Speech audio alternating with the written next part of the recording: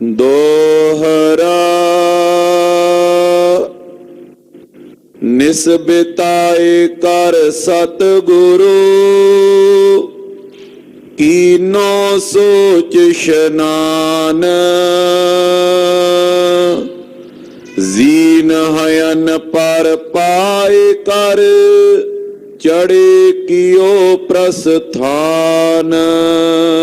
ਵਾਹਿਗੁਰੂ ਜੀ ਕਾ ਖਾਲਸਾ ਵਾਹਿਗੁਰੂ ਜੀ ਕੀ ਫਤਿਹ। ਜੁਗੋ ਜੁਗ ਅਟਲ ਸ਼ਬਦ ਗੁਰਮੂਰਤ ਆਦਿ ਗੁਰੂ ਸ੍ਰੀ ਗੁਰੂ ਗ੍ਰੰਥ ਸਾਹਿਬ ਜੀ ਮਹਾਰਾਜ ਸਤਿਗੁਰੂ ਜੀ ਦੇ ਪਾਵਨ ਪਵਿੱਤਰ ਚਰਨ ਕਮਲਾਂ ਨੂੰ ਪਰਸ ਰਹੀ ਗੁਰੂ ਕੀ ਸਾਜੀ ਔਰ ਨਿਵਾਜੀ ਹੋਈ ਗੁਰੂ ਖਾਲਸਾ ਸਾਧ ਸੰਗਤ ਜੀਓ, ਵਡਭਾਗੀ ਹੋ ਕੇ ਨਿਤਾ ਪ੍ਰਤੀ ਗੁਰੂ ਚਰਨਾਂ 'ਚ ਹਾਜ਼ਰੀਆਂ ਭਰ ਕੇ ਸਾਹਿਬੇ ਕਮਾਲ ਪੰਥ ਦੇ ਵਾਲੀ ਚਿੱਟਿਆਂ ਬਾਜਾਂ ਵਾਲੇ ਸ਼ਮਸ਼ੇਰੇ ਬਹਾਦਰ ਸਤਿਗੁਰੂ ਸ਼੍ਰੀ ਗੁਰੂ ਗੋਬਿੰਦ ਸਿੰਘ ਸਾਹਿਬ ਜੀ ਮਹਾਰਾਜ ਜੀ ਦੇ ਪਵਿੱਤਰ ਇਤਿਹਾਸ ਦੀ ਲੜੀਵਾਰ ਕਥਾ ਬਹੁਤ ਹੀ ਆਦਬ ਸਤਿਕਾਰ ਤੇ ਸ਼ਰਧਾ ਸਹਿਤ ਸਰਵਣ ਕਰ ਰਹੇ। ਕਲਗੀਧਰ ਸਵਾਮੀ ਜੀ ਮਾਲਵਾ ਰਟਨ ਕਰ ਰਹੇ ਹਨ। ਜੰਗਲ ਦੇ ਇਲਾਕੇ 'ਚ ਵਿਚਰਦਿਆਂ ਫਿਰੋਜ਼ਪੁਰ ਦੇ ਇਲਾਕੇ 'ਚ ਪਹੁੰਚੇ ਹਨ, ਜਿੱਥੇ ਬਜੀਦਪੁਰ ਨਗਰ ਵਿੱਚ ਸਤਿਗੁਰੂ ਜੀ ਦਾ ਪਾਵਨ ਇਤਿਹਾਸਕ ਸਥਾਨ ਗੁਰਦੁਆਰਾ ਜਾਮਨੀ ਸਾਹਿਬ ਸੁਸ਼ੋਭਿਤ ਹੈ।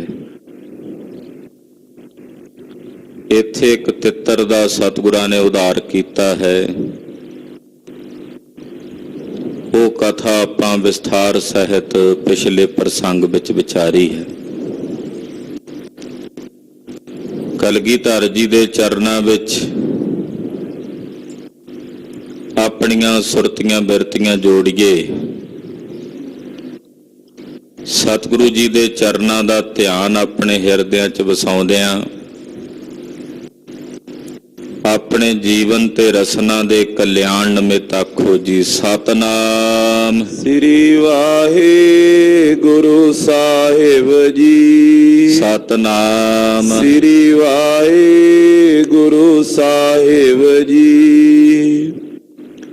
ਦੋਹਰਾ ਨਿਸਬਿਤਾਏ ਕਰ ਸਤਿਗੁਰੂ ਕੀਨੋ ਸੋਚ ਇਸ਼ਨਾਨ। ਕਲਗੀਧਰ ਪਾਤਸ਼ਾਹ ਜੀ ਮਹਾਰਾਜ ਜੀ ਨੇ ਰਾਤ ਦਾ ਸਮਾਂ ਹੈ, ਵਿਸ਼ਰਾਮ ਕੀਤਾ ਹੈ। ਅਗਲੇ ਦਿਨ ਪਹਿਰ ਰਾਤ ਰਹਿੰਦਿਆਂ ਅੰਮ੍ਰਿਤ ਵੇਲੇ ਉੱਠ ਕੇ ਸੋਚ ਇਸ਼ਨਾਨ ਕੀਤਾ ਹੈ। ਜ਼ੀਨ ਹਯਨ ਪਰ ਪਾਏ ਕਰ ਚੜੇ ਕੀਓ ਪ੍ਰਸਥਾਨ। ਘੋੜੇ ਤੇ ਕਾਠੀ ਪਵਾਈ ਤੇ ਸਵਾਰ ਹੋ ਕੇ ਕਲਗੀਧਰ ਪਾਤਸ਼ਾਹ ਜੀ ਮਹਾਰਾਜ ਜੀ ਨੇ ਕੂਚ ਦਾ ਨਗਾਰਾ ਵਜਾਇਆ ਔਰ ਟੁਰੇ ਹਨ, ਚੱਲੇ ਹਨ। ਚੌਪਈ ਸਤਿਗੁਰ ਕੋਰੇ ਕੀ ਤ੍ਰੈ ਮੇਖ। ਜਿੱਥੇ ਸਤਿਗੁਰੂ ਜੀ ਦਾ ਪੜਾਅ ਹੈ ਉੱਥੇ ਘੋੜੇ ਨੂੰ ਬੰਨਣ ਵਾਸਤੇ 3 ਮੇਖਾਂ, ਜਿਵੇਂ ਆਪਾਂ ਕਿੱਲੇ ਕਹਿ ਦਿੰਨੇ ਆ, 3 ਕਿੱਲੇ ਗੱਡੇ ਸਨ। ਘੋੜੇ ਨੂੰ ਬੰਨਣ ਲਈ 3 ਕਿੱਲੇ ਕਿਉਂ ਗੱਡੇ ਜਾਂਦੇ ਨੇ? ਇੱਕ ਅਗਲੇ ਪਾਸੇ ਉਹਦਾ ਰੱਸਾ ਬੰਨਣ ਵਾਸਤੇ, 2 ਕਿੱਲੇ ਉਹਦੇ ਪੈਰਾਂ ਨੂੰ ਜਿਹੜੀਆਂ ਪਛਾੜੀਆਂ ਪਾਈਆਂ ਹੁੰਦੀਆਂ ਰੱਸਾ ਪਾ ਕੇ ਬੰਨਣ ਵਾਸਤੇ 2 ਕਿੱਲੇ ਪਿੱਛੇ ਪਾਸੇ ਗੱਡੇ ਜਾਂਦੇ ਹਨ। ਤੋ 3 ਮੇਖਾਂ 3 ਕਿੱਲੇ ਜਿਹੜੇ ਸਨ ਸਤਿਗੁਰਾਂ ਦੇ ਘੋੜੇ ਨੂੰ ਬੰਨਣ ਵਾਸਤੇ ਇੱਥੇ ਗੱਡੇ ਹੋਏ ਸੀ। ਲਗੀ ਰਹੀ ਤਿਸ ਥਾਨ ਅਸ਼ੇਕ। ਕਹਿੰਦੇ ਉਹ 3 ਕਿੱਲੇ ਉੱਥੇ ਉਸੇ ਜਗ੍ਹਾ ਤੇ ਗੱਡੇ ਰਹੇ। ਸਤਿਗੁਰੂ ਜੀ ਦੇ ਘੋੜੇ ਦਾ ਸਪਰਸ਼ ਹੋਇਆ ਉਹਨਾਂ ਕਿੱਲਿਆਂ ਨੂੰ। ਕਲਗੀਧਰ ਪਾਤਸ਼ਾਹ ਜੀ ਦੀ ਦ੍ਰਿਸ਼ਟੀ ਉਹਨਾਂ ਕਿੱਲਿਆਂ ਤੇ ਪਈ। ਜੰਡ ਹਰੇ ਸੋ ਹੋਵਤ ਪਏ। ਉਹ ਜਿਹੜੇ ਕਿੱਲੇ ਜ਼ਮੀਨ 'ਚ 3 ਗੱਡੇ ਹੋਏ ਸਨ ਉਹ ਤਿੰਨੇ ਕਿੱਲੇ ਜਿਹੜੇ ਸਨ ਉਹ ਹਰੇ ਹੋ ਕੇ ਜੰਡ ਬਣ ਗਏ। ਉਹਨਾਂ ਚੋਂ ਜੰਡ ਦੇ 3 ਦਰਖਤ ਜਿਹੜੇ, ਕਿਉਂਕਿ ਜੰਡ ਦੀ ਲੱਕੜ ਦੇ ਕਿੱਲੇ ਹੋਣਗੇ, ਤੋ ਸੂਕੇ ਕਾਸ਼ਟ ਹਰਿਆ ਵਾਲੀ ਖੇਡ ਵਰਤੀ। ਉਹ ਤਿੰਨੇ ਦੇ ਤਿੰਨੇ ਕਿੱਲੇ ਹਰੇ ਹੋ ਕੇ 3 ਜੰਡ ਉਸ ਜਗ੍ਹਾ ਤੇ ਬਣ ਗਏ। ਅਬ ਲੋਕ ਹਰੇ ਪਿਕੇ ਜੋ ਗਏ।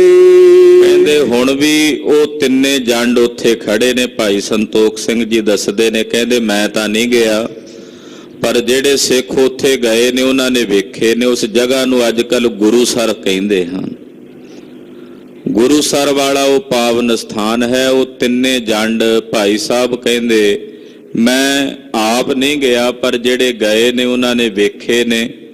ਉਹ ਅੱਜ ਵੀ ਉੱਥੇ ਖੜੇ ਹਨ। ਹੁਣ ਅੱਜ ਦੇ ਇਸ ਵਰਤਮਾਨ ਦੇ ਸਮੇਂ ਵਿੱਚ ਇਹ ਨਹੀਂ ਪਤਾ ਕਿ ਉਹ ਜੰਡ ਉੱਥੇ ਹੈਣ ਕਿ ਕਾਰ ਸੇਵਾ ਵੇਲੇ ਪੁੱਟ ਦਿੱਤੇ ਗਏ ਹੋਣ, ਇਹਦੇ ਬਾਰੇ ਬੋਧ ਨਹੀਂ ਹੈ। ਪਰ ਜਦੋਂ ਭਾਈ ਸਾਹਿਬ ਜੀ ਨੇ ਕਥਾ ਲਿਖੀ ਆ, ਉਹ ਕਹਿੰਦੇ ਮੇਰੇ ਕੋਲ ਕੁਝ ਸਿੰਘ ਆਏ ਸਨ, ਉਹਨਾਂ ਨੇ ਦੱਸਿਆ ਕਿ ਉੱਥੇ ਉਹ 3 ਜੰਡ ਖੜੇ ਹੋਏ ਨੇ ਔਰ ਗੁਰੂ ਸਰ ਮਹਾਰਾਜ ਜੀ ਦਾ ਅਸਥਾਨ ਹੈ। ਸਿੱਖ ਸੰਗਤ ਤੈ ਬੰਧਨ ਕਰੇ। ਉੱਥੇ ਅੱਜ ਵੀ ਬਹੁਤ ਸਾਰੀ ਸਿੱਖ ਸੰਗਤ ਪਹੁੰਚਦੀ ਹੈ। ਕਲਗੀਧਰ ਜੀ ਨੂੰ ਯਾਦ ਕਰਕੇ ਉੱਥੇ ਸੰਗਤਾਂ ਨਮਸਕਾਰ ਕਰਦੀਆਂ ਨੇ, ਨਤਮਸਤਕ ਹੁੰਦੀਆਂ ਹਨ। ਤਿਨ ਕੋ ਦਰਸ਼ਨ ਪੀਅਗ ਹਰੇ। ਕਹਿੰਦੇ ਉਹਨਾਂ 3 ਜੰਡਾਂ ਦੇ ਵੀ ਦਰਸ਼ਨ ਹੁੰਦੇ ਨੇ, ਹੁਣ ਵੀ ਉਹ ਹਰੇ ਭਰੇ ਹਨ। ਇਮ ਸ਼੍ਰੀ ਪ੍ਰਭ ਵਿਚਰਤ ਫੇਰ ਆਏ। ਇਦਾਂ ਸਤਿਗੁਰੂ ਜੀ ਗੁਰੂਸਰ ਤੋਂ ਵਿਚਰਦਿਆਂ ਅੱਗੇ ਆਏ ਹਨ। ਪਹੁੰਚ ਮੁਕਤ ਸਰ ਸਿਵਰ ਲਗਾਏ। ਉੱਥੋਂ ਗੁਰੂਸਰ ਤੋਂ ਸਤਿਗੁਰੂ ਜੀ ਵਾਪਸ ਆ ਕੇ ਸ੍ਰੀ ਮੁਕਤਸਰ ਸਾਹਿਬ ਦੁਬਾਰਾ ਵਾਪਸ ਆਏ ਨੇ। ਇੱਕ ਵਾਰੀ ਅੱਗੇ ਚਲੇ ਗਏ ਸਨ, ਫਿਰ ਦੁਬਾਰਾ ਅੱਗੋਂ ਫਿਰ ਕੇ ਦਰਸ਼ਨ ਦੇ ਕੇ ਵਾਪਸ ਸ੍ਰੀ ਮੁਕਤਸਰ ਸਾਹਿਬ ਕਲਗੀਧਰ ਜੀ ਆਏ ਹਨ। ਹੋਏ ਭਵਿੱਖਤ ਮੈਂ ਇਹ ਮਹਾ। ਕਿਉਂਕਿ ਸਤਿਗੁਰੂ ਜੀ ਜਾਣਦੇ ਹਨ ਕਿ ਆਉਣ ਵਾਲੇ ਭਵਿੱਖ ਵਿੱਚ ਇਹ ਜਿਹੜਾ ਸਥਾਨ ਹੈ ਮੁਕਤਸਰ ਸਾਹਿਬ, ਇਹ ਬੜਾ ਮਹਾਨ ਸਥਾਨ ਹੋ ਕੇ ਪ੍ਰਗਟ ਹੋਣਾ ਹੈ। ਇੱਥੇ ਹਜ਼ਾਰਾਂ ਦੀ ਗਿਣਤੀ ਵਿੱਚ ਸੰਗਤਾਂ ਨੇ ਆ ਕੇ ਨਾ ਮੁਕਤਿਆਂ ਨੂੰ ਨਤਮਸਤਕ ਹੋਣਾ ਹੈ। ਸਿੱਖ ਇਸ਼ਨਾਨੇ ਫਲ ਕੋ ਲਹਾ। ਔਰ ਬੇਅੰਤ ਸਿੱਖ ਇਸ ਸਰੋਵਰ ਵਿੱਚ ਆ ਕੇ ਇਸ਼ਨਾਨ ਕਰਕੇ ਮਹਾਨ ਫਲ ਨੂੰ ਪ੍ਰਾਪਤ ਕਰਨਗੇ। ਮਹਾਨ ਲਾਹਾ ਉਹਨਾਂ ਗੁਰਸਿੱਖਾਂ ਨੂੰ ਪ੍ਰਾਪਤ ਹੋਵੇਗਾ। ਹੁਣ ਜਿਹੜਾ ਪਾਵਨ ਸਰੋਵਰ ਸ੍ਰੀ ਮੁਕਤਸਰ ਸਾਹਿਬ ਵਿਖੇ ਸੁਭਾਏਮਾਨ ਹੈ, ਜਦੋਂ ਸਤਿਗੁਰੂ ਸੱਚੇ ਪਾਤਸ਼ਾਹ ਜੀ ਮਹਾਰਾਜ ਜੀ ਇੱਥੋਂ ਚਲੇ ਗਏ, ਬਾਅਦ ਵਿੱਚ ਸਰੋਵਰ ਬਣਿਆ। ਇੱਕ ਸਮਾਂ ਐਸਾ ਵੀ ਆਇਆ ਕਿ ਸ਼ਹਿਰ ਦਾ ਸਾਰਾ ਜਿਹੜਾ ਗੰਦ ਸੀ ਉਹ ਇਹਦੇ ਵਿੱਚ ਆਉਣ ਲੱਗ ਪਿਆ।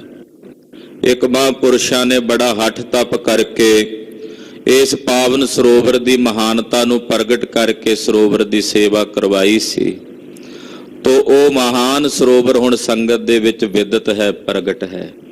ਕਲਗੀਧਰ ਜੀ ਜਾਣਦੇ ਸਨ ਕਿ ਸ੍ਰੀ ਮੁਕਤਸਰ ਜਿਹੜਾ ਪਾਵਨ ਸਰੋਵਰ ਹੈ, ਇਹਦੀ ਮਹੱਤਤਾ ਆਉਣ ਵਾਲੇ ਸਮੇਂ 'ਚ ਪ੍ਰਗਟ ਹੋਣੀ ਹੈ। ਬੇਅੰਤ ਸਿੱਖਾਂ ਨੇ, ਸੰਗਤਾਂ ਨੇ ਆ ਕੇ ਇਸ ਪਵਿੱਤਰ ਸਰੋਵਰ ਵਿੱਚ ਇਸ਼ਨਾਨ ਕਰਨਾ ਹੈ। ਖਾਨ ਪਾਨ ਕਰ ਨਿਸਾ ਬਿਤਾਈ। ਸਤਿਗੁਰੂ ਸੱਚੇ ਪਾਤਸ਼ਾਹ ਜੀ ਮਹਾਰਾਜ ਜਾਣਦੇ ਨੇ ਕਿ ਇੱਥੇ ਬੜਾ ਵੱਡਾ ਮਹਾਤਮ ਹੋਣਾ ਇਸ਼ਨਾਨ ਦਾ।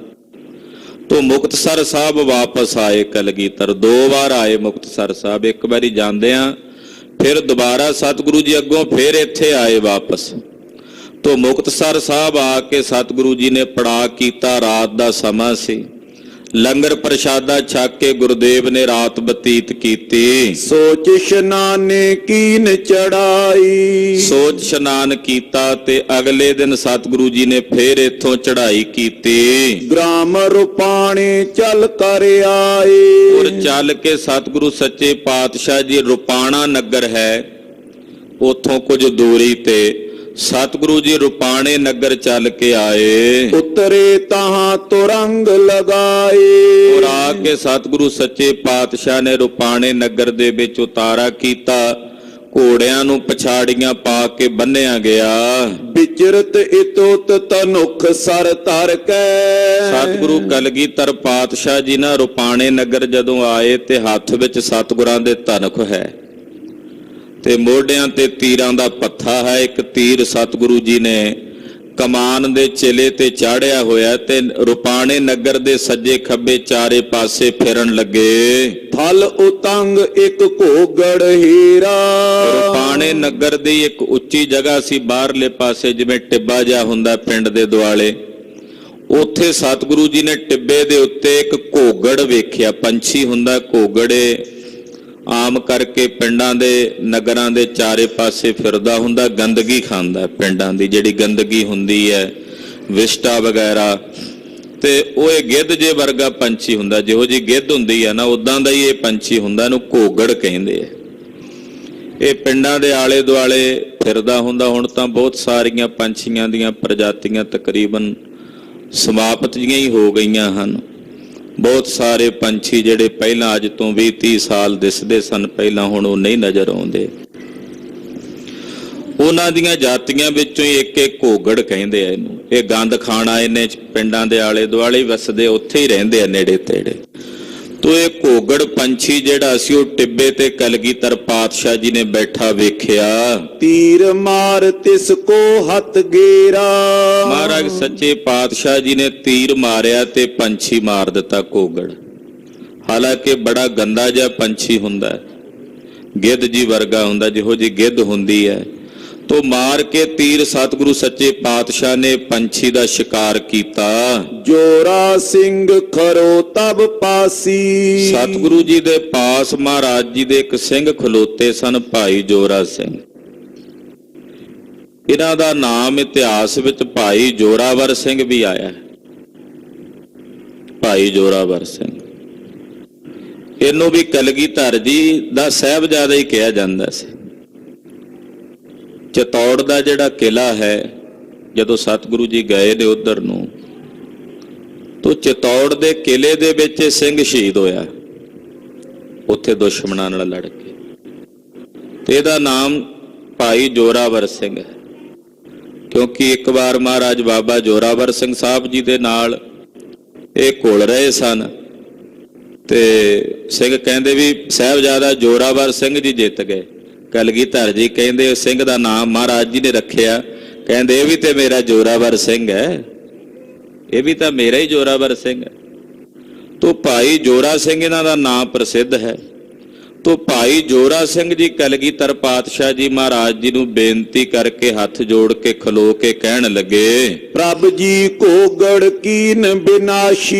ਇਹ ਸਤਿਗੁਰੂ ਜੀ ਆਪ ਜੀ ਨੇ ਜਿਹੜਾ ਇਹ ਘੋਗੜ ਪੰਛੀ ਹੈ ਇਹਨੂੰ ਵਿਨਾਸ਼ ਕੀਤਾ, ਇਹਨੂੰ ਮਾਰਿਆ ਹੈ। ਇਹ ਕਿਉਂ ਹਤਿਓ ਕਾਮ ਨ ਐ। ਮਹਾਰਾਜ ਇਹ ਪੰਛੀ ਕਾਹਨੂੰ ਮਾਰਿਆ? ਕਿਹੜਾ ਕਿਸੇ ਕੰਮ ਆਉਣਾ? ਨਾ ਇਹਦਾ ਮਾਸ ਕੰਮ ਆਉਣਾ, ਨਾ ਇਹਨੂੰ ਬਾਜ ਖਾਣਗੇ, ਕਿਉਂਕਿ ਇੰਨਾ ਗੰਦਾ ਪੰਛੀ ਹੈ ਵੀ ਇਹਨੂੰ ਮਾਸ ਵੀ ਨਹੀਂ ਖਾਂਦਾ, ਬਾਜ ਵੀ ਨਹੀਂ ਖਾਂਦੇ ਇਹਨੂੰ। ਮਹਾਰਾਜ ਇਹ ਕਿਸੇ ਕੰਮ ਨਹੀਂ ਆਉਣਾ, ਇਹ ਘੋਗੜ ਪੰਛੀ ਤੁਸੀਂ ਕਿਉਂ ਮਾਰਿਆ? ਇਮਹੀ ਪਰਿਓ ਰਹੇ ਕੋ ਖੈ ਹੈ। ਮਹਾਰਾਜ ਇਹ ਤਾਂ ਇਸੇ ਤਰ੍ਹਾਂ ਹੀ ਪਿਆ ਰਹਿਣਾ, ਇਹਨੂੰ ਤਾਂ ਜਾਨਵਰ ਵੀ ਨਹੀਂ ਖਾਂਦੇ। ਇਹੋ ਜਿਹਾ ਗੰਦਾ ਪੰਛੀ ਹੈ ਵੀ ਇਹਨੂੰ ਤਾਂ ਕਿਸੇ ਜਾਨਵਰ ਨੇ ਵੀ ਨਹੀਂ ਖਾਣਾ, ਇਹ ਤਾਂ ਹੁਣ ਇਸੇ ਤਰ੍ਹਾਂ ਹੀ ਪਿਆ ਰਹੇਗਾ, ਇਹਨੂੰ ਮਾਰਨ ਦੀ ਕੀ ਲੋੜ ਸੀ? ਇਸਕੇ ਮਾਰਨ ਕੋ ਕਿਆ ਕਾਰਨ। ਪਰ ਤੁਸੀਂ ਮਾਰਿਆ ਹੈ ਇਹਨੂੰ, ਇਹਦਾ ਮਤਲਬ ਕੋਈ ਨਾ ਕੋਈ ਖੇਡ ਹੈ, ਕੋਈ ਨਾ ਕੋਈ ਕਾਰਨ ਹੋਵੇਗਾ, ਕਿਉਂਕਿ ਉਦਾਂ ਤਾਂ ਇਹ ਕਿਸੇ ਕੰਮ ਦਾ ਨਹੀਂ, ਨਾ ਕਿਸੇ ਜਾਨਵਰ ਦੇ ਕੰਮ ਆਉਣਾ। ਪਰ ਜੇ ਤੁਸੀਂ ਇਹਨੂੰ ਮਾਰਿਆ ਹੈ, ਬਕਾਇਦਾ ਤੁਸੀਂ ਤੀਰ ਕਮਾਨ ਲੈ ਕੇ ਆਏ ਹੋ ਇਹਨੂੰ ਮਾਰਨ ਲਈ, ਤਾਂ ਫਿਰ ਕੋਈ ਨਾ ਕੋਈ ਕਾਰਨ ਜ਼ਰੂਰ ਹੋਵੇਗਾ। ਪਾਤਸ਼ਾਹ ਪ੍ਰਭ ਕਹੋ ਉਚਾਰਨ। ਇਹ ਕਲਗੀਧਰ ਜੀ, ਅਸੀਂ ਅਲਪੱਗ ਬੁੱਧੀ ਵਾਲੇ ਜੀਵ ਹਾਂ, ਸਾਨੂੰ ਨਹੀਂ ਆਪ ਜੀ ਦੀ ਖੇਡ ਦਾ ਪਤਾ। ਤੁਸੀਂ ਸਰਬੱਗ ਹੋ, ਅੰਤਰਜਾਮੀ ਹੋ। ਮਹਾਰਾਜ ਜੀ ਤੁਸੀਂ ਕਿਰਪਾ ਕਰਕੇ ਦੱਸੋ ਕਿ ਇਸ ਨੂੰ ਮਾਰਨ ਦਾ ਕੀ ਕਾਰਨ ਹੈ? ਸ਼੍ਰੀ ਮੁਖ ਤੇ ਕਹਿ ਕੇ ਸਮਝਾਇਓ। ਸੁਣ ਕੇ ਕਲਗੀਧਰ ਪਾਤਸ਼ਾਹ ਜੀ ਮਹਾਰਾਜ ਜੀ ਬੋਲੇ। ਭਾਈ ਜੋਰਾ ਸਿੰਘ ਤੇ ਹੋਰ ਵੀ ਸਿੰਘ ਨਾਲ ਸਨ। ਮਹਾਰਾਜ ਜੀ ਸਾਰਿਆਂ ਸਿੰਘਾਂ ਨੂੰ ਸਮਝਾ ਕੇ ਬੋਲੇ, ਸੋ ਤਨ ਘੋਗੜ ਕੋ ਇਨ ਪਾਇਓ। ਮਹਾਰਾਜ ਜੀ ਕਹਿੰਦੇ ਜਿਹੜਾ ਘੋਗੜ ਪੰਛੀ ਹੈ ਸਿੰਘੋ, ਇਹ ਪਿਛਲੇ 100 ਜਨਮਾਂ ਤੋਂ ਘੋਗੜ ਬਣ ਰਿਹਾ ਬਾਰ-ਬਾਰ। ਇੱਕ ਜਨਮ ਨਹੀਂ ਸੀ ਇਹਦਾ, ਏਦਾਂ ਦੇ ਪਿਛਲੇ 99 ਜਨਮ ਇਹਨੇ ਪਹਿਲਾਂ ਵੀ ਧਾਰਨ ਕੀਤੇ ਹੈ। ਇਹਦਾ 100ਵਾਂ ਜਨਮ ਸੀ। 100 ਜਨਮਾਂ ਦੇ ਵਿੱਚ ਘੋਗੜ ਬਣ ਕੇ ਵਿਚਰਿਆ। ਪ੍ਰਥਮ ਨਿਰਪਤ ਤੋ ਜੁਗਤ ਜਮਈਤ। ਮਹਾਰਾਜ ਜੀ ਕਹਿੰਦੇ ਸਿੰਘੋ ਤੁਸੀਂ ਹੈਰਾਨ ਹੋਵੋਗੇ ਕਿ 100 ਜਨਮ ਜਿਹਨੇ ਘੋਗੜ ਦੇ ਜੂਨੀ ਵਿੱਚ ਇਸ ਪੰਛੀ ਦੀ ਜੂਨੀ ਚ ਭੁਗਤਿਆ, 100 ਜਨਮ ਪਹਿਲਾਂ ਇੱਕ ਨਗਰ ਦਾ ਰਾਜਾ ਸੀ। ਇੱਕ ਨਗਰ ਦਾ ਇਹ ਰਾਜਾ ਸੀ, ਬੜੀ ਇਹਦੀ ਜਮਈਅਤ ਸੀ, ਨਗਰ ਦੇ ਵਿੱਚ ਇਹਦੀ ਪੂਜਾ ਸੀ। ਸਿੱਖ ਗਰੀਬ ਏਕ ਇਸ ਰਈਅਤ। ਇਹਦੇ ਨਗਰ ਵਿੱਚ ਜਿੱਥੇ ਇਹ ਰਾਜ ਕਰਦਾ ਸੀ, ਉਸੇ ਨਗਰ ਵਿੱਚ ਗੁਰੂ ਘਰ ਦਾ ਇੱਕ ਗਰੀਬ ਸਿੱਖ ਰਹਿੰਦਾ ਸੀ। ਉਹ ਇਹਦੀ ਪਰਜਾ ਵਿੱਚੋਂ ਸੀ, ਉਹ ਇਹਦੀ ਇਹ ਰਾਜਾ ਸੀ, ਹੈ ਵੀ ਸਿੱਖ ਹੀ ਸੀ। ਮਹਾਰਾਜ ਜੀ ਕਹਿੰਦੇ ਜਿਵੇਂ ਨਗਰਾਂ ਦੇ, ਕਿਉਂਕਿ ਉਹਨਾਂ ਵੇਲਿਆਂ 'ਚ ਸਰਪੰਚ ਤਾਂ ਨਹੀਂ ਸੀ ਨਾ ਹੁੰਦੇ ਜਿਵੇਂ ਅੱਜ ਕੱਲ੍ਹ ਸਰਪੰਚ ਹੁੰਦੇ ਆ ਪਿੰਡਾਂ ਦੇ। ਉਹਨਾਂ ਵੇਲਿਆਂ 'ਚ ਨਗਰਾਂ ਦੇ ਰਾਜੇ ਹੁੰਦੇ ਸੀ, ਛੋਟੇ ਛੋਟੇ ਰਾਜੇ, ਇੱਕ ਦੋ ਦੋ ਪਿੰਡਾਂ ਦੇ ਜਾਂ ਚੌਧਰੀ ਹੁੰਦੇ ਸੀ। ਇਹ ਇੱਕ ਨਗਰ ਦਾ ਰਾਜਾ ਸੀ ਔਰ ਉਸ ਨਗਰ ਦੇ ਵਿੱਚ ਇੱਕ ਗਰੀਬ ਸਿੱਖ ਰਹਿੰਦਾ ਸੀ ਜੋ ਇਹਦੀ ਰਈਅਤ ਸੀ, ਪਰਜਾ ਸੀ। ਬਸਤੇ ਕੇਤਕ ਸਮਾਂ ਬਿਤਾਏ। ਤੇ ਉਹ ਸਿੱਖ ਇਸ ਦੇ ਨਗਰ ਵਿੱਚ ਵਸਦਾ ਸੀ, ਇਹ ਵੀ ਉਸੇ ਨਗਰ ਦਾ ਰਾਜਾ ਸੀ, ਰਾਜ ਕਰਦਾ ਸੀ। ਵਸਦਿਆਂ ਇਹਨਾਂ ਨੇ ਕੁਝ ਸਮਾਂ ਬਤੀਤ ਕੀਤਾ। ਇੱਕ ਦਿਨ ਸਿੱਖ ਕੇ ਮਨ ਇਵੇਂ ਆਏ। ਇੱਕ ਦਿਨ ਉਹ ਜਿਹੜਾ ਗਰੀਬ ਸਿੱਖ ਸੀ ਇਹਦੇ ਨਗਰ 'ਚ ਵਸਦਾ, ਇਹਦੀ ਰਈਅਤ ਬਣ ਕੇ ਵਸਦਾ ਸੀ, ਪਰਜਾ ਬਣ ਕੇ ਵਸਦਾ ਸੀ। ਉਸ ਗਰੀਬ ਸਿੱਖ ਦੇ ਮਨ ਵਿੱਚ ਇੱਕ ਦਿਨ ਫੁਰਨਾ ਆਇਆ। ਉਹਦੇ ਮਨ 'ਚ ਜਿਵੇਂ ਭਾਵਨਾ ਆਈ, ਸੰਕਲਪ ਆਇਆ, ਗੁਰਹਿਤ ਚਾਹਿਓ ਕਰਨ ਆਹਾਰਾ। ਉਹਨੇ ਵਿਚਾਰ ਕੀਤੀ ਕਿ ਮੈਂ ਗੁਰੂ ਨਿਮਿਤ ਪ੍ਰਸ਼ਾਦਾ ਤਿਆਰ ਕਰਕੇ ਤੇ ਗੁਰਸਿੱਖਾਂ ਨੂੰ ਘਰ ਸੱਦ ਕੇ ਉਹਨਾਂ ਨੂੰ ਭੋਜਨ ਛਕਾਵਾਂ। ਗਰੀਬ ਸਿੱਖ ਸੀ ਪਰ ਕੁਝ ਮਾਇਆ ਉਹਦੇ ਕੋਲ ਇਕੱਤਰ ਹੋਈ ਤੇ ਉਹਦੀ ਭਾਵਨਾ ਜਾਗੀ ਕਿ ਮੈਂ, ਕਿਉਂਕਿ ਸਿੱਖਾਂ ਦਾ ਹੀ ਨਗਰ ਸੀ, ਰਾਜਾ ਵੀ ਸਿੱਖ ਸੀ, ਜਿਹੜਾ ਇਹ ਘੋਗੜ ਸੀ ਇਹ ਰਾਜਾ ਸੀ, ਇਹ ਵੀ ਸਿੱਖ ਹੀ ਸੀ। ਉਸ ਗਰੀਬ ਸਿੱਖ ਦੇ ਮਨ 'ਚ ਫੁਰਨਾ ਹੋਇਆ ਕਿ ਮੈਂ ਆਪਣੇ ਘਰ ਵਿੱਚ ਗੁਰੂ ਨਿਮਿਤ ਲੰਗਰ ਤਿਆਰ ਕਰਾਂ। ਸਕਲ ਭਾਂਤ ਕੋ ਕੀਸ ਤਿਆਰਾ। ਉਹਨੇ ਸਰਬ ਪ੍ਰਕਾਰ ਕਰਕੇ ਜਿੰਨਾ ਕੋ ਦੀ ਸਮਰੱਥਾ ਸੀ ਉਹਦੇ ਮੁਤਾਬਕ ਘਰ ਵਿੱਚ ਉਸ ਗਰੀਬ ਸਿੱਖ ਨੇ ਲੰਗਰ ਤਿਆਰ ਕੀਤਾ। ਸਿੱਖਨ ਕੋ ਨਿਉਂਦਾ ਤਿਨ ਦਿਓ। ਜਿਹੜੇ ਪਿੰਡ 'ਚ ਸਿੱਖ ਰਹਿੰਦੇ ਸਨ ਉਹਨਾਂ ਸਿੱਖਾਂ ਨੂੰ ਭੋਜਨ ਛਕਣ ਵਾਸਤੇ ਇਸ ਗਰੀਬ ਸਿੱਖ ਨੇ ਨਿਉਂਦਾ ਦਿੱਤਾ, ਬੇਨਤੀ ਕੀਤੀ ਕਿ ਅੱਜ ਤੁਸੀਂ ਲੰਗਰ ਮੇਰੇ ਕੋਲੋਂ ਛਕਣਾ ਹੈ। ਨਿਰਪ ਪੀ ਸਿੱਖ ਥੋ ਧਾਮਾ ਲਿਓ। ਇਹ ਜਿਹੜਾ ਰਾਜਾ ਸੀ, ਜਿਹੜਾ ਇਹ ਘੋਗੜ, ਇਹ ਰਾਜਾ ਸੀ ਉਸ ਨਗਰ ਦਾ ਜਿਹੜਾ ਪੰਛੀ ਅਸੀਂ ਮਾਰਿਆ। ਮਹਾਰਾਜ ਜੀ ਕਹਿੰਦੇ ਇਹ ਵੀ ਸਿੱਖ ਸੀ ਔਰ ਉਸ ਸਿੱਖ ਨੇ ਇਹਨੂੰ ਵੀ ਨਿਉਂਦਾ ਦਿੱਤਾ, ਭਾਵੇਂ ਕਿ ਕੱਚਾ ਪਿੱਲਾ ਸਿੱਖ ਸੀ, ਨਾਂ ਦਾ ਸਿੱਖ ਸੀ, ਉਦਾਂ ਸਿੱਖੀ ਨਹੀਂ ਸੀ ਇਹਦੇ ਅੰਦਰ, ਨਾਮ ਧਰੀਕ ਸਿੱਖ ਸੀ। ਉਹਨੇ ਆਖਿਆ ਵੀ ਚਲੋ ਨਗਰ ਦਾ ਰਾਜਾ ਨਾਲੇ ਗੁਰੂ ਘਰ ਨੂੰ ਮੰਨਦਾ ਹੈ, ਇਹਨੂੰ ਵੀ ਪ੍ਰਸ਼ਾਦੇ ਤੇ ਸੱਦ ਲਵਾਂ। ਉਸ ਗਰੀਬ ਸਿੱਖ ਨੇ ਇਸ ਰਾਜੇ ਨੂੰ ਵੀ ਆਪਣੇ ਘਰ ਦੇ ਵਿੱਚ ਪ੍ਰਸ਼ਾਦੇ ਤੇ ਸੱਦ ਲਿਆ। ਸਭ ਕੋ ਮੇਲ ਭਇਓ ਤਬ ਆਏ। ਨਗਰ ਦੇ ਹੋਰ ਵੀ ਬਹੁਤ ਸਾਰੇ ਸਿੱਖ ਇਹਦੇ ਘਰ ਵਿੱਚ ਆਏ ਤੇ ਸਾਰੀ ਸੰਗਤ ਦਾ, ਸਿੱਖਾਂ ਦਾ ਮੇਲ ਹੋ ਗਿਆ। ਕਰ ਅਰਦਾਸੇ ਭੋਜਨ ਖਾਏ। ਅਰਦਾਸ ਕਰਕੇ ਗੁਰੂ ਨਿਮਿਤ ਗੁਰੂ ਸਾਹਿਬ ਜੀ ਨੂੰ ਭੋਗ ਲਵਾ ਕੇ ਪ੍ਰਸ਼ਾਦੇ ਦਾ ਉਹਨੇ ਸਾਰਿਆਂ ਦੇ ਵਿੱਚ ਪ੍ਰਸ਼ਾਦਾ ਵਰਤਾਇਆ, ਸਭ ਨੇ ਭੋਜਨ ਛਕਿਆ। ਸਿੱਖ ਕੀ ਸੁਤਾ ਅਵਸਥਾ ਤਰਨੀ। ਉਹ ਜਿਹੜਾ ਗਰੀਬ ਸਿੱਖ ਸੀ ਜਿਹਨੇ ਘਰ 'ਚ ਭੋਜਨ ਤਿਆਰ ਕੀਤਾ ਸੀ, ਉਹਦੀ ਘਰ ਦੇ ਵਿੱਚ ਉਹਦੀ ਲੜਕੀ ਸੀ ਜਵਾਨੀ ਦੀ ਅਵਸਥਾ ਵਿੱਚ, ਭਰ ਜਵਾਨੀ ਦੀ ਉਮਰ ਦੇ ਵਿੱਚ। ਉਸ ਗਰੀਬ ਸਿੱਖ ਦੀ ਲੜਕੀ ਘਰ ਵਿੱਚ ਉਹ ਸਾਰਿਆਂ ਦੀ ਸੇਵਾ ਕਰ ਰਹੀ ਸੀ, ਲੰਗਰ ਪ੍ਰਸ਼ਾਦੇ ਵਰਤਾਉਣ ਦੀ ਸੇਵਾ ਕਰ ਰਹੀ ਸੀ। ਸੋ ਰਾਜਾ ਪਿਖ ਕੈ ਮਨ ਹਰਨੀ। ਤੇ ਜਿਹੜਾ ਇਹ ਰਾਜਾ ਸੀ ਉਹ ਵੀ ਆਇਆ ਹੋਇਆ ਸੀ ਸਿੱਖ ਦੇ ਘਰ, ਹੈ ਤਾਂ ਇਹ ਵੀ ਸਿੱਖ ਸੀ ਰਾਜਾ। ਜਦੋਂ ਉਸ ਗਰੀਬ ਸਿੱਖ ਦੀ ਲੜਕੀ ਵੇਖੀ, ਸੁੰਦਰ ਸਰੂਪ ਸੀ, ਵੇਖ ਕੇ ਉਹਦਾ ਮਨ ਵਿਭਚਾਰੀ ਹੋ ਗਿਆ ਰਾਜੇ ਦਾ। ਇਹਦਾ ਮਨ ਜਿਹੜਾ ਸੀ ਉਹ ਆਚਰਣ ਤੋਂ ਡਿੱਗ ਪਿਆ। ਆਪਣੇ ਸਦਨ ਗਇਓ ਨਿਸਪਰੀ। ਔਰ ਉਸ ਵੇਲੇ ਤਾਂ ਨਹੀਂ ਕੁਝ ਬੋਲਿਆ ਕਿਉਂਕਿ ਸਿੱਖਾਂ ਦਾ ਹੋਰ ਸਾਰੀ ਸੰਗਤ ਦਾ ਇਕੱਠ ਸੀ।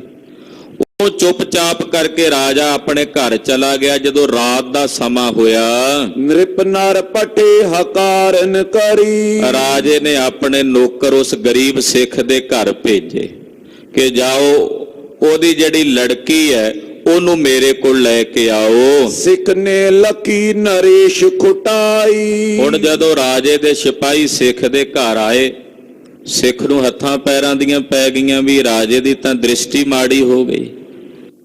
ਉਹਨੇ ਸੋਚਿਆ ਵੀ ਰਾਜਾ ਵਿਭਚਾਰੀ ਹੋ ਗਿਆ, ਮੇਰੀ ਧੀ ਦੇ ਉੱਤੇ ਆਪਣੀ ਮਾੜੀ ਤੇ ਕਰੂਰ ਦ੍ਰਿਸ਼ਟੀ ਰੱਖਦਾ ਹੈ। ਪਰਮ ਦੁਖੀ ਭਾ ਬਸ ਨਾ ਬਸਾਈ। ਪਰ ਉਹ ਸਿੱਖ ਬੜਾ ਦੁਖੀ ਹੋਇਆ। ਵਸ ਨਹੀਂ ਚੱਲਦਾ, ਨਗਰ ਦਾ ਰਾਜਾ ਨਾ ਨਹੀਂ ਸੀ ਕਰ ਸਕਦਾ, ਜੇ ਨਾ ਕਰਦਾ ਤੇ ਉਹ ਧੱਕਾ ਕਰਦਾ, ਜ਼ਬਰਦਸਤੀ ਕਰਦਾ, ਸਿਪਾਹੀ ਸਨ ਉਹਦੇ ਆਏ ਹੋਏ। ਤੋ ਸਿੱਖ ਜਿਹੜਾ ਸੀ ਉਹ ਮਨ ਵਿੱਚ ਬੜਾ ਦੁਖੀ ਹੋਇਆ, ਉਹਦਾ ਵਸ ਨਹੀਂ ਚੱਲਿਆ। ਦੇਖ ਪਿਤਾ ਕੋ ਪੁੱਤਰੀ ਕਹੇ। ਉਹਦੀ ਜਿਹੜੀ ਲੜਕੀ ਸੀ ਉਹ ਬੜੀ ਸਿਆਣੀ ਸੀ, ਆਪਣੇ ਸੱਤ ਵਿੱਚ ਕਾਇਮ ਸੀ, ਗੁਰੂ ਘਰ ਦਾ ਪ੍ਰੇਮ ਉਹਦੇ ਹਿਰਦੇ ਵਿੱਚ ਸੀ। ਉਸ ਲੜਕੀ ਨੇ ਜਦੋਂ ਆਪਣੇ ਪਿਤਾ ਨੂੰ ਦੁਖੀ ਵੇਖਿਆ, ਚਿੰਤਤ ਵੇਖਿਆ, ਕਿਉਂ ਨਾਹਕ ਇਹ ਤੋ ਦੁੱਖ ਲਏ। ਲੜਕੀ ਕਹਿਣ ਲੱਗੀ, ਪਿਤਾ ਜੀ ਤੁਸੀਂ ਕਿਉਂ ਨਾਹਕ ਬਿਨਾਂ ਗੱਲ ਤੋਂ ਇਤਨੇ ਦੁਖੀ ਹੋ ਰਹੇ ਹੋ? ਮੋਏ ਸਾਤ ਨ੍ਰਿਪ ਨਿਕਟ ਚਲੀ ਜੈ। ਵੀ ਚਲੋ ਆਪਾਂ ਦੋਵੇਂ ਪਿਓ ਧੀ ਰਾਜੇ ਕੋਲ ਚੱਲਦੇ ਹਾਂ। ਜਿਹੜਾ ਰਾਜਾ ਬੁਲਾ ਰਿਹਾ ਵੀ ਆਪਾਂ ਦੋਵੇਂ ਪਿਓ ਧੀ ਰਾਜੇ ਦੇ ਕੋਲ ਚੱਲਦੇ ਹਾਂ। ਗੁਰੂ ਕਰੇ ਸੁਖ ਚਿੰਤ ਨ ਕੀਜੈ। ਆਪਾਂ ਜਿਸ ਗੁਰੂ ਦੇ ਸਿੱਖ ਹਾਂ ਉਹ ਗੁਰੂ ਪਾਤਸ਼ਾਹ ਸਾਡੀ ਬੌੜੀ ਕਰਨਗੇ, ਉਹ ਸੁਖ ਕਰਨਗੇ, ਤੁਸੀਂ ਚਿੰਤਾ ਨਾ ਕਰੋ। ਪਿਤਾ ਜੀ ਜੇ ਰਾਜੇ ਦਾ ਮਨ ਵਿਭਚਾਰੀ ਹੋਇਆ, ਉਹ ਆਪਣੇ ਕਿਰਦਾਰ ਤੋਂ ਡਿੱਗਿਆ, ਨਾਲੇ ਆਪਣੇ ਘਰ ਵਿੱਚ ਆ ਕੇ ਭੋਜਨ ਛਕ ਕੇ ਗਿਆ, ਲੂਣ ਖਾ ਕੇ ਗਿਆ, ਇਸੇ ਘਰ 'ਚ ਛੇਕ ਕਰਨਾ ਚਾਹੁੰਦਾ ਹੈ, ਤੇ ਆਪਾਂ ਚੱਲਦੇ ਆ ਉਹਦੇ ਕੋਲ ਤੇ ਗੁਰੂ ਸਾਹਿਬ ਜੀ ਸੁਖ ਕਰਨਗੇ, ਸਤਿਗੁਰੂ ਜੀ ਦੀ ਕਲਾ ਵਰਤੇਗੀ, ਤੁਸੀਂ ਚਿੰਤਾ ਨਾ ਕਰੋ ਪਿਤਾ ਜੀ। ਲੈ ਕਰ ਪਿਤਾ ਗਈ ਟਿਗ ਰਾਜੇ। ਆਪਣੇ ਪਿਤਾ ਨੂੰ ਨਾਲ ਲੈ ਕੇ ਉਹ ਲੜਕੀ ਰਾਜੇ ਦੇ ਕੋਲ ਗਈ। ਹਾਂਜੀ, ਕਹੇ ਕਿ ਐਬੇ ਸਮੋ ਨਾ ਆਜੇ। ਜਾ ਕੇ ਰਾਜੇ ਨੂੰ ਕਿਹਾ, ਆਖਿਆ ਰਾਜਾ ਵੀ ਅੱਜ ਮੈਂ ਨਹੀਂ ਆ ਸਕਦੀ, ਸਾਡੇ ਕੋਲ ਅੱਜ ਸਮਾਂ ਨਹੀਂ ਹੈ ਆਉਣ ਦਾ। ਤੈਨੂੰ ਪਤਾ ਹੈ ਕਿ ਅੱਜ ਸਾਰੀ ਸੰਗਤ ਘਰ ਵਿੱਚ ਆਈ ਹੋਈ ਸੀ, ਘਰ ਵਿੱਚ ਲੰਗਰ ਸੀ, ਜੀ ਆਏ ਹੋਏ ਨੇ ਘਰ ਵਿੱਚ, ਵੀ ਅੱਜ ਸਾਡੇ ਕੋਲ ਮੇਰੇ ਕੋਲ ਆਉਣ ਦਾ ਸਮਾਂ ਨਹੀਂ ਹੈ ਤੇਰੇ ਕੋਲ। ਦਿਵਸ ਆਗਲੇ ਮੈਂ ਚੱਲ ਆਵਾਂ। ਅਗਲੇ ਦਿਨ ਕੱਲ ਨੂੰ, ਯਾਨੀ ਕਿ ਮੈਂ ਆਪ ਤੇਰੇ ਕੋਲ ਚੱਲ ਕੇ ਆ ਜਾਵਾਂਗੀ। ਬਿਨਾ ਬੁਲਾਏ ਨੈ ਠਹਿਰਾਵਾਂ। ਤੇ ਬਿਨਾ ਬੁਲਾਏ ਆਵਾਂਗੀ, ਅਟਕਾਂਗੀ ਨਹੀਂ। ਯਾਨੀ ਕਿ ਇਹਦੇ ਵਿੱਚ ਦੂਜਾ ਅਰਥ ਇਹ ਸੀ ਕਿ ਕੱਲ ਮੈਂ ਬਿਨਾ ਬੁਲਾਏ ਆਉਂਗੀ, ਪਰ ਤੇਰੇ ਪਾਸ ਠਹਿਰਾਂਗੀ ਨਹੀਂ। ਵਿੱਚ ਗੱਲ ਦੇ ਵਿੱਚ ਗੱਲ ਸੀ, ਕਹਿ ਤਾਂ ਏਦਾਂ ਰਹੀ ਹੈ ਕਿ ਮੈਂ ਕੱਲ ਅਗਲੇ ਦਿਨ ਆਵਾਂਗੀ, ਅਟਕਾਂਗੀ ਨਹੀਂ।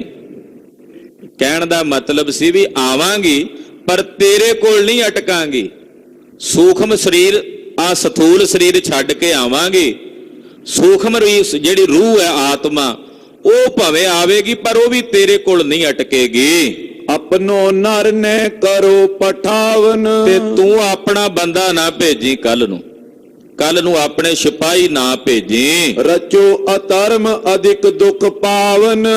ਤੇ ਇਹ ਜਿਹੜਾ ਅਧਰਮ ਰਚੇਗਾ ਇਹਦੇ ਨਾਲ ਫਿਰ ਦੁੱਖ ਮਿਲਦਾ, ਵੀ ਅਧਰਮੀਆਂ ਵਾਲਾ ਕੰਮ ਹੈ, ਇਹਦੇ ਨਾਲ ਦੁੱਖ ਮਿਲਦਾ। ਸੁਨ ਰਾਜਾ ਕਹੇ ਛਲ ਨੈ ਕਰੀਏ। ਕਿ ਉਹ ਜਿਹੜਾ ਰਾਜਾ ਸੀ ਉਹ ਇਸ ਲੜਕੀ ਨੂੰ ਕਹਿਣ ਲੱਗਾ ਵੀ ਲੜਕੀ ਗੱਲ ਸੁਣ, ਵੀ ਛਲ ਨਾ ਕਰੀ, ਤੂੰ ਫਰੇਬ ਨਾ ਕਰੀ। ਤ੍ਰਿਆ ਚਰਿਤਰ ਨਾ ਕਛੂ ਵਿਚਰੀਏ। ਕਿਤੇ ਇਸਤਰੀਆਂ ਵਾਲਾ ਚਰਿੱਤਰ ਨਾ ਕਰੀ ਮੇਰੇ ਨਾਲ, ਤ੍ਰਿਆ ਚਰਿੱਤਰਾਂ ਦਾ ਪਤਾ ਨਹੀਂ ਹੁੰਦਾ। ਉਹ ਰਾਜਾ ਕਹਿੰਦਾ ਤੂੰ ਮੇਰੇ ਨਾਲ ਇਹ ਚਰਿੱਤਰ ਨਾ ਕਰ ਦੇਵੀਂ। ਹੋਏ ਕੂਰ ਕਰ ਬੇਬਚ ਤੋਈ। ਤੇ ਜੇ ਤੇਰੇ ਕਹੇ ਹੋਏ ਬਚਨ ਝੂਠ ਹੋਏ ਤੋ ਸਜਾਏ ਹੋਏ ਆਇਸ ਮੋਈ। ਤੇ ਫਿਰ ਮੇਰੀ ਆਗਿਆ ਹੋਵੇਗੀ, ਮੈਂ ਸਜ਼ਾ ਦੇਵਾਂਗਾ ਤੈਨੂੰ ਵੀ ਔਰ ਤੇਰੇ ਪਿਓ ਨੂੰ ਵੀ। ਫਿਰ ਮੈਂ ਤੁਹਾਨੂੰ ਸਜ਼ਾ ਦੇਵਾਂਗਾ ਜੇ ਤੁਸੀਂ ਆਪਣੇ ਕਹੇ ਹੋਏ ਬਚਨਾਂ ਤੇ ਨਾ ਚੱਲੇ। ਕਹਿਣ ਲਗੀ ਮੈਂ ਰਹੋ ਨਾ ਕਾਲੀ। ਅੱਗੋਂ ਲੜਕੀ ਬੜੇ ਸੱਤ ਵਾਲੀ ਸੀ, ਉਹਨੇ ਆਖਿਆ ਰਾਜਾ ਮੈਂ ਕੱਲ ਰਹਾਂਗੀ ਨਹੀਂ। ਉਹ ਰਾਜਾ ਇਹ ਸਮਝ ਰਿਹਾ ਸੀ ਵੀ ਇਹ ਕਹਿ ਰਹੀ ਆ ਵੀ ਮੈਂ ਘਰ ਨਹੀਂ ਰਹਾਂਗੀ, ਆ ਜਾਾਂਗੀ ਤੇਰੇ ਕੋਲ, ਪਰ ਲੜਕੀ ਦਾ ਕਹਿਣ ਦਾ ਮਤਲਬ ਸੀ ਮੈਂ ਇਸ ਦੁਨੀਆ 'ਚ ਹੀ ਨਹੀਂ ਰਹਾਂਗੀ। ਉਹ ਕਹਿੰਦੀ ਮੈਂ ਰਹੋ ਨਾ ਕੱਲ ਹੀ, ਮੈਂ ਕੱਲ ਰਹਾਂਗੀ ਨਹੀਂ। ਇਹ ਜਵਾਬ ਉਸ ਲੜਕੀ ਨੇ ਦਿੱਤਾ, ਤੋ ਸਜਾਏ ਕਿਮ ਹੋਏ ਵਿਸਾਲੀ। ਜੇ ਮੈਂ ਰਹਾਂਗੀ ਨਹੀਂ ਤੇ ਤੂੰ ਸਜ਼ਾ ਕਿਹਨੂੰ ਦੇਵੇਂਗਾ? ਰਾਜਾ ਸਮਝ ਰਿਹਾ ਸੀ ਵੀ ਸ਼ਾਇਦ ਉਹ ਘਰ ਨਹੀਂ ਰਹੇਗੀ, ਆ ਜਾਏਗੀ ਤੇ ਮੈਂ ਸਜ਼ਾ ਕਿਹਨੂੰ ਦੇਣੀ ਹੈ। ਉਸ ਕਹਿ ਰਹੀ ਸੀ ਅੰਦਰੋਂ ਗੱਲ, ਉਹਦੀ ਕਹਿਣ ਦਾ ਮਤਲਬ ਇਹ ਸੀ ਕਿ ਮੈਂ ਇੱਥੇ ਹੀ ਨਹੀਂ ਰਹਾਂਗੀ ਦੁਨੀਆ ਵਿੱਚ, ਤੇ ਤੂੰ ਸਜ਼ਾ ਕਿਸ ਨੂੰ ਦੇਵੇਂਗਾ? ਹਾਂਜੀ, ਇਮ ਕੈ ਪਿਤਾ ਸੰਗ ਹਟਿਆਈ। ਏਦਾਂ ਰਾਜੇ ਨੂੰ ਇਹ ਗੱਲ ਕਹਿ ਕੇ ਉਹ ਲੜਕੀ ਆਪਣਾ ਸੱਤ ਪਾਲਣ ਵਾਸਤੇ, ਮਹਾਨ ਚਰਿੱਤਰ, ਇਹ ਚਰਿੱਤਰ ਮਹਾਨ ਚਰਿੱਤਰ ਹੈ ਗੁਰੂ ਖਾਲਸਾ ਜੀ। ਕਲਗੀਧਰ ਜੀ ਨੇ ਜਿਹੜੀ ਬਾਣੀ ਲਿਖੀ ਹੈ ਨਾ ਚਰਿੱਤਰਾਂ ਦੀ, ਉਹਦੇ ਚ ਐਸੀਆਂ ਮਹਾਨ ਇਸਤਰੀਆਂ ਦੇ ਚਰਿੱਤਰ ਵੀ ਵਰਣਨ ਕੀਤੇ ਹਨ। ਉਹਨਾਂ ਇਸਤਰੀਆਂ ਦੇ ਚਰਿੱਤਰ ਵੀ ਵਰਣਨ ਹੋਏ ਨੇ ਜਿਹੜੀਆਂ ਚਰਿੱਤਰ ਤੋਂ ਡਿੱਗ ਪਈਆਂ ਨੇ। ਉਹਨਾਂ ਪੁਰਖਾਂ ਦੇ ਚਰਿੱਤਰ ਵੀ ਵਰਣਨ ਹੋਏ ਨੇ ਜਿਹੜੇ ਆਪਣੇ ਚਰਿੱਤਰ ਤੋਂ ਡਿੱਗ ਗਏ ਨੇ, ਤੇ ਕਲਗੀਧਰ ਨੇ ਉਹਨਾਂ ਦਾ ਚਰਿੱਤਰ ਵੀ ਵਰਣਨ ਕੀਤਾ ਜਿਨ੍ਹਾਂ ਨੇ ਚਰਿੱਤਰ ਨੂੰ ਉੱਚਿਆਂ ਕਰਕੇ ਆਪਣੇ ਜੀਵਨ ਨੂੰ ਨਿਰਵਾਹ ਕਰਕੇ ਬਤੀਤ ਕੀਤਾ। ਇਸ ਲੜਕੀ ਨੇ ਜੋ ਬਚਨ ਕਹੇ, ਕਹਿ ਕੇ ਰਾਜੇ ਨੂੰ ਇਹ ਵਾਪਸ ਆਪਣੇ ਪਿਤਾ ਨਾਲ ਘਰ ਆ ਗਈ। ਨਿਸਮੈ ਬਿਖਲੇ ਕਰ ਤਿਸ ਖਾਈ। ਰਾਤ ਨੂੰ ਘਰ ਗਈ, ਪਿਤਾ ਨੂੰ ਨਹੀਂ ਪਤਾ, ਇਹਨੇ ਜ਼ਹਿਰ ਲਿਆ ਤੇ ਜ਼ਹਿਰ ਖਾ ਕੇ ਆਪਣੀ ਜੀਵਨ ਲੀਲਾ ਸਮਾਪਤ ਕਰ ਦਿੱਤੀ, ਕਿਉਂਕਿ ਹੋਰ ਕੋਈ ਰਾਹ ਨਹੀਂ ਸੀ। ਇਹੋ ਜਿਹਾ ਸਮਾਜ ਵੀ ਸਾਡੇ ਹਿੰਦੁਸਤਾਨ ਦੇ ਵਿੱਚ ਰਿਹਾ ਹੈ, ਇਹੋ ਜਿਹਾ ਵਰਤਾਰਾ ਵੀ ਰਿਹਾ ਹੈ। ਤਦੇ ਗੁਰੂ ਨਾਨਕ ਸਾਹਿਬ ਦੇ ਘਰ ਵਿੱਚੋਂ ਆਵਾਜ਼ ਉੱਠੀ ਕਿ ਸੋ ਕਿਉ ਮੰਦਾ ਆਖੀਐ ਜਿਤ ਜੰਮਹਿ ਰਾਜਾਨ। ਇਹ ਗੁਰਦੇਵ ਸੱਚੇ ਪਾਤਸ਼ਾਹ ਜੀ ਨੇ ਬੁਲੰਦ ਆਵਾਜ਼ ਕੀਤੀ, ਪਰ ਉਸ ਵੇਲੇ ਏਦਾਂ ਦਾ ਵਰਤਾਰਾ ਵੀ ਸੀਗਾ। ਪਰ ਇਸ ਲੜਕੀ ਇਹ ਧਨ ਹੈ ਜਿਸ ਨੇ ਆਪਣਾ ਧਰਮ ਰੱਖਿਆ ਹੈ, ਆਪਣੇ ਧਰਮ ਦੇ ਉੱਤੇ ਪੱਕਿਆਂ ਰਹੀ ਹੈ, ਔਰ ਆਪਣੀ ਜੀਵ, ਕਿਉਂਕਿ ਹੋਰ ਕੁਝ ਕਰ ਨਹੀਂ ਸਕਦੀ। ਨਗਰ ਦਾ ਰਾਜਾ ਹੀ ਜਦੋਂ ਵਾੜ ਖਾਣ ਲੱਗ ਪਿਆ, ਜਦੋਂ ਰਾਜਾ ਹੀ ਵਾੜ ਹੀ ਉੱਠ ਕੇ ਫਸਲ ਖਾਣ ਲੱਗ ਪਵੇ, ਤੇ ਫਿਰ ਫਸਲ ਦੀ ਰਾਖੀ ਕਿਹਨੇ ਕਰਨੀ ਸੀ? ਭਾਈ ਗੁਰਦਾਸ ਜੀ ਲਿਖਦੇ ਨਾ, ਰਾਜੇ ਪਾਪ ਕਮਾਵੰਦੇ ਉਲਟੀ ਵਾੜ ਖੇਤ ਕੋ ਖਾਈ। ਰਾਜੇ ਪਾਪ ਕਮਾਵੰਦੇ ਉਲਟੀ ਵਾੜ ਖੇਤ ਕੋ ਖਾਈ। ਰਾਜੇ ਹੀ ਪਾਪ ਕਮਾਉਣ ਲੱਗ ਪੈਣ ਤੇ ਤਾਂ ਉਹ ਗੱਲ ਹੋਈ, ਵਾੜ ਲਾਈ ਸੀ ਫਸਲ ਦੀ ਰਾਖੀ ਨੂੰ, ਉਹ ਵਾੜ ਹੀ ਫਸਲ ਖਾਣ ਲੱਗ ਪਈ। ਰਾਜੇ ਸਨ ਕਿ ਪਰਜਾ ਦੀ ਰਾਖੀ ਕਰਨਗੇ, ਪਰ ਰਾਜੇ ਹੀ ਪਰਜਾ ਨੂੰ ਕੋਹ ਕੇ ਖਾਣ ਲੱਗ ਪਏ, ਤੇ ਫਿਰ ਕਿਹਨੇ ਬਚਾਉਣਾ ਸੀ? ਲੜਕੀ ਗਈ ਆਪਣੇ ਕਮਰੇ ਵਿੱਚ, ਰਾਤ ਨੂੰ ਉਸਨੇ ਬਿਖ ਲਿਆ, ਜ਼ਹਿਰ ਲਿਆ, ਔਰ ਜ਼ਹਿਰ ਖਾ ਕੇ ਆਪਣੀ ਜੀਵਨ ਲੀਲਾ ਸਮਾਪਤ ਕਰ ਦਿੱਤੀ। ਮਰਨ ਸਮੇਂ ਦੀਨੋ ਇਮ ਸਰਾਪ। ਮਰਨ ਵੇਲੇ ਉਸ ਲੜਕੀ ਨੇ ਇਸ ਰਾਜੇ ਨੂੰ ਸਰਾਪ ਦਿੱਤਾ, ਏ ਮਹੀਪ ਪਾਪੀ ਸੰਤਾਪ। ਆਖਿਆ ਇਹ ਮਹੀਪ, ਇਹ ਰਾਜਾ ਬੜਾ ਪਾਪੀ ਹੈ, ਬੜਾ ਕੁਲੱਖਣਾ ਹੈ, ਰਾਜ ਕਰਨ ਕੇ ਲਾਇਕ ਨਾਈ। ਇਹ ਰਾਜ ਕਰਨ ਦੇ ਲਾਇਕ ਨਹੀਂ ਹੈ। ਕੋਗੜ ਤਨ ਪਾਵੋ ਬਨ ਮਾਈ। ਆਖਿਆ ਉਹ ਜਾ ਰਾਜਿਆ, ਇਸ ਸਰੀਰ ਨੂੰ ਛੱਡ ਕੇ ਗੰਦ ਖਾਣ ਵਾਲੀ ਜੂਨੀ ਘੋਗੜ ਬਣ ਕੇ ਵਿਚਰੇ, ਘੋਗੜ ਬਣ ਕੇ ਜਨਮ ਲਵੇਂ ਤੂੰ ਬਾਰ-ਬਾਰ, ਕਿਉਂਕਿ ਤੂੰ ਗੰਦ ਖਾਣ ਵਾਲਾ। ਤੈਨੂੰ ਤਾਂ ਆਪਣੇ ਘਰ ਵਿੱਚ ਮੇਰੇ ਪਿਤਾ ਨੇ ਸੱਦਿਆ ਸੀ 36 ਪ੍ਰਕਾਰ ਦੇ ਭੋਜਨ ਛਕਣ ਲਈ, ਅੰਮ੍ਰਿਤ ਖਾਣ ਲਈ, ਤੇ ਤੂੰ ਗੰਦ ਖਾਣ ਦੀ ਬਿਰਤੀ ਰੱਖੀ ਹੈ ਨਾ, ਗੰਦਗੀ ਖਾਣ ਦੀ ਬਿਰਤੀ ਰੱਖੀ। ਜਾ ਤੂੰ ਗੰਦ ਖਾਣ ਵਾਲਾ ਘੋਗੜ ਹੀ ਬਣੇ, ਘੋਗੜ ਦੀ ਜੂਨੀ ਵਿੱਚ ਹੀ ਭਟਕੇ। ਇਹ ਸਰਾਪ ਉਸ ਲੜਕੀ ਨੇ ਦਿੱਤਾ, ਰਹੋ ਇਕਾਂਕੀ ਸੰਗ ਨ ਕੋਈ। ਤੇ ਘੋਗੜ ਬਣ ਕੇ ਇਕੱਲਾ ਹੀ ਰਵੇਂ, ਤੇਰਾ ਕੋਈ ਸੰਗੀ ਨਾ ਹੋਵੇ, ਤੂੰ ਇਕੱਲਾ ਹੀ ਜਨਮ ਬਤੀਤ ਕਰੇ। ਕਰਨ ਪਾਪ ਪੈ ਹੋ ਫਲ ਸੋਈ। ਔਰੇ ਪਾਪ ਕਰਕੇ ਇਹਦਾ ਫਲ ਤੈਨੂੰ ਪ੍ਰਾਪਤ ਹੋਵੇ। ਇਮ ਕੈ ਪ੍ਰਾਨ ਤਜੇ ਤਤਕਾਲਾ। ਇਹ ਬਚਨ ਕਹਿ ਕੇ ਉਸ ਲੜਕੀ ਨੇ ਆਪਣੇ ਪ੍ਰਾਣ ਤਿਆਗ ਦਿੱਤੇ। ਏਤਕ ਦਿਨ ਮੈਂ ਭਾ ਨ੍ਰਿਪ ਕਾਲਾ। ਕੁਝ ਦਿਨਾਂ ਵਿੱਚ ਉਸ ਰਾਜੇ ਦਾ ਕਾਲ ਹੋ ਗਿਆ, ਰਾਜੇ ਦੀ ਮੌਤ ਹੋ ਗਈ। 100 ਦੇ ਜਨਮ ਅਸ ਧਾਰੇ। ਮਹਾਰਾਜ ਮਹਾਰਾਜ ਜੀ ਕਹਿੰਦੇ ਫਿਰ ਉਹਨੇ ਮਰਨ ਤੋਂ ਬਾਅਦ 100 ਜਨਮ ਘੋਗੜ ਦੇ ਤਨ ਧਾਰਨ ਕੀਤੇ। ਆ ਜਿਹੜਾ ਘੋਗੜ ਅਸੀਂ ਮਾਰਿਆ ਨਾ, ਇਹ ਉਸ ਰਾਜੇ ਦਾ 100ਵਾਂ ਜਨਮ ਸੀ ਘੋਗੜ ਦਾ। ਇਹ ਘੋਗੜ ਦੇ 100 ਸਰੀਰ ਇਹਨੇ ਧਾਰਨ ਕੀਤੇ ਨੇ। ਘੋਗੜ ਉਤਰਿਓ ਨਿਰਤਾਰੇ, ਇਹ ਬਾਰ-ਬਾਰ ਘੋਗੜ ਬਣ ਕੇ ਜੰਮਦਾ ਰਿਹਾ ਤੇ ਮਰਦਾ ਰਿਹਾ। ਨਿਜ ਸਿੱਖ ਲਖ ਕਹਿ ਅਬੇ ਉਧਾਰਿਓ, ਹੈ ਤਾਂ ਨਾਮ ਧਰੀਕ ਸਿੱਖ ਹੀ ਸੀ ਨਾ ਇਹ ਰਾਜਾ ਵੀ। ਮਹਾਰਾਜ ਜੀ ਕਹਿੰਦੇ ਹੁਣ ਅਸੀਂ ਇਹਦੀ ਬੰਦ ਖਲਾਸੀ ਕੀਤੀ, ਇਹਦੀ ਕਰਨੀ ਦਾ ਫਲ ਇਹਨੂੰ ਮਿਲ ਗਿਆ। ਹੁਣ ਇਹਦਾ ਅਸੀਂ ਉਧਾਰ ਕੀਤਾ, ਤਾਂ ਭਾਈ ਜੋਰਾ ਸਿੰਘ ਅਸੀਂ ਇਹਨੂੰ ਮਾਰਿਆ, ਇਹ ਕਾਰਨ ਹੈ। ਕਲਗੀਧਰ ਜੀ ਕਹਿੰਦੇ ਹਾਂਜੀ।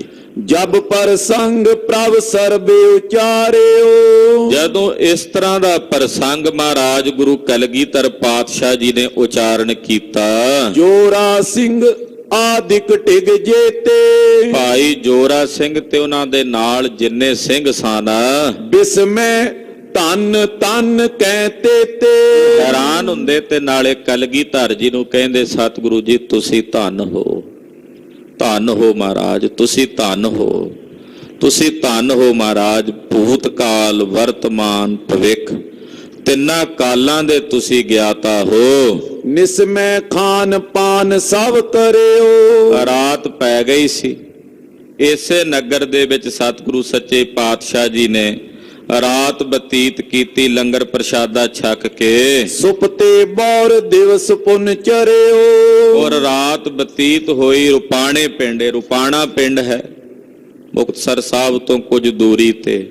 ਰਾਤ ਬਤੀਤ ਕਰਕੇ ਦਿਨ ਚੜ ਗਿਆ, ਅਗਲਾ ਦਿਨ ਲੱਗਾ। ਜ਼ੀਨ ਤੁਰੰਗਨ ਪਰ ਤਵ ਡਾਰੇ, ਸਤਿਗੁਰੂ ਜੀ ਦੇ ਹੁਕਮ ਨਾਲ ਘੋੜਿਆਂ ਤੇ ਕਾਠੀਆਂ ਪਾਈਆਂ ਗਈਆਂ। ਹੋਏ ਅਰੂੜ ਪ੍ਰਭ ਪੰਥ ਪਧਾਰੇ, ਸਤਿਗੁਰੂ ਜੀ ਘੋੜੇ ਤੇ ਸਵਾਰ ਹੋਏ, ਕੂਚ ਦੇ ਨਗਾਰੇ ਤੇ ਚੋਭਾਂ ਵੱਜੀਆਂ ਤੇ ਅੱਗੇ ਚੱਲ ਪਏ। ਸੈਨਾ ਸੰਗ ਬਿਰਾੜਨ ਕੇਰੀ, ਸਤਿਗੁਰੂ ਜੀ ਨੇ ਬਹੁਤ ਸਾਰੇ ਬਰਾੜਾਂ ਦੀ ਫੌਜ ਆਪਣੇ ਕੋਲ ਭਰਤੀ ਕੀਤੀ ਹੈ।